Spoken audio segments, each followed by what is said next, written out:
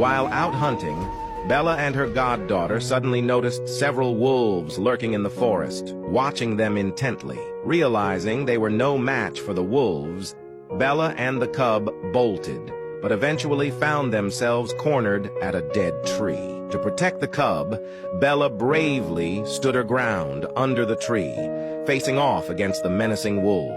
As the wolves crept closer and closer, just when it seemed there was no escape, a group of hikers appeared, scaring the hungry wolves away. Frightened by the humans, the cub fled in panic, but Bella stayed. She wanted to ask the humans for food to feed her goddaughter. That night, Bella successfully begged for food, and they had a hearty meal together. The next morning, as snow began to fall, they huddled close for warmth, growing even closer. But as the saying goes, all good things must come to an end. One day, Bella heard barking nearby. Thrilled to hear another dog after so long, she raced toward the sound. When she met the other dog, they recognized each other as if they were long-lost friends and ran toward each other. However, their reunion triggered an avalanche, burying the other dog's owner in snow. Realizing they had caused trouble, the two dogs frantically dug through the snow. Thankfully, a passing skier saw what had happened and helped dig the man out, calling for rescue services. Though the rescue team saved the man, they had no obligation to take care of the dogs. The two kind men decided to take Bella and the other dog, Blackie, back to their home. There, Bella no longer had to worry about food and even had a cozy bed all to herself. This rare comfort made Bella reluctant to leave.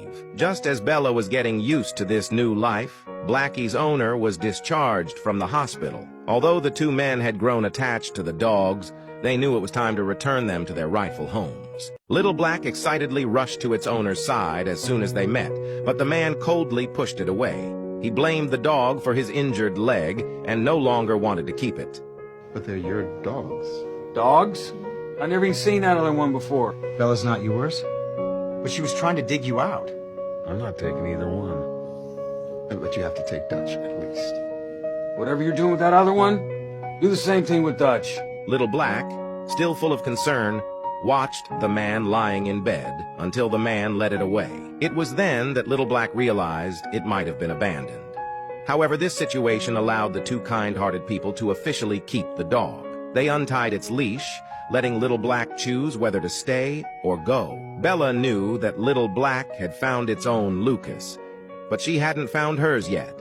So despite the reluctance of the two people, Bella made the tough decision to leave. Dutch had found his Lucas. Come on, Bella! Come on, Bella! Now, I needed to find mine. Bella! Seasons changed, winter turned to spring, and the forest regained its vitality. Yet Bella still struggled to find food. Starving, she ventured into a town. Soon, the aroma of roast chicken stopped her in her tracks, and she spotted a supermarket nearby. In the blink of an eye, Bella dashed inside, grabbed a fallen roast chicken from the ground, and strolled confidently out the front door. After all, it's a long-standing rule that any food that falls to the ground belongs to the dog. After getting some food, Bella sat by the roadside, devouring it hungrily. A homeless man then handed her a bowl of water. As soon as Bella took a sip, it was as if the water had some kind of magic, and she found herself unable to move. The man then forcefully dragged her away. Before Bella knew it, she became the homeless man's tool for begging, tied up and stuck by his side all day long. Her dirty and disheveled appearance attracted the sympathy of many passers-by, and they managed to collect quite a bit of money. Though the homeless man never mistreated Bella, this wasn't the life she wanted.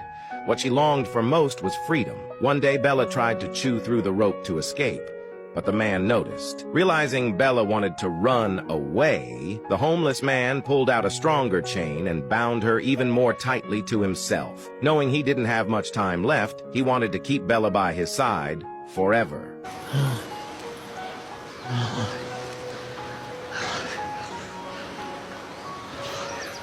Bella sensed the loneliness in the man. She decided to stay with him through his final days, as the man had always cared for her during his hard times. Despite his love being mixed with selfishness, his behavior stemmed from the deep scars left by war. A few days later, Bella was starving and wanted to drink from a nearby lake, but the iron chain kept her tethered to the man. Despite being so close to the water and fish, she could only watch in frustration. There were few people passing by in the remote wilderness, and time dragged on. Eventually, Bella collapsed near the lake, weak and on the verge of death. In her final moments, she thought of her owner and the promises she had yet to fulfill. Go home, Bella.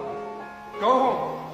Perhaps it was a stroke of fate, but just then, she heard human voices. Two kind boys came and untied the chain that bound her. Without time to thank them, Bella raced to the lake and drank deeply, feeling that water had never tasted so sweet. And so, Bella once again set off on her journey home.